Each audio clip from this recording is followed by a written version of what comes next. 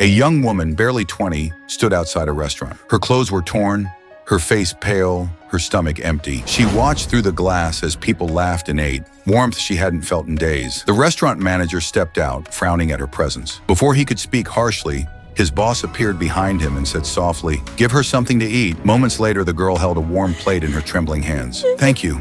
Thank you so much," she whispered, her voice breaking. The manager replied coldly, "Thank my boss. You're lucky he came by today." She sat on the sidewalk, eating as if she hadn't eaten in weeks. When she finished, she wiped her tears and slowly approached the boss. "Sir, please forgive me. I came from far away. I was robbed at the airport. Everything I owned, gone. Please, lend me $500.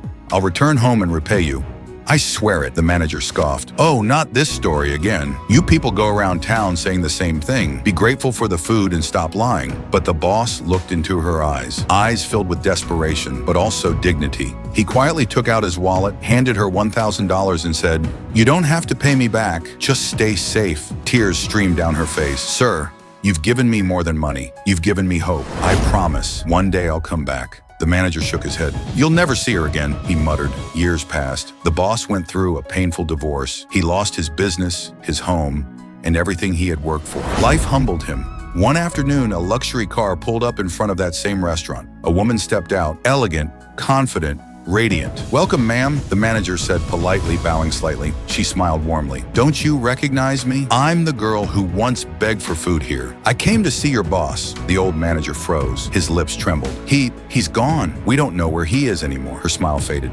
"I see. Please, if you ever find him, tell him I never forgot." She left quietly, her eyes glistening with emotion. Later that day, she stopped by a small gas station. A ragged man approached her car, holding a sack of empty bottles. "Ma'am," he said softly, "do you have any bottles you don't need?" She turned and gasped. "Sir, is that you?" The man looked at her, confused at first, then recognition dawned. It was him, the man who once saved her when she had nothing. She stepped out, tears welling up. "It's me," she whispered.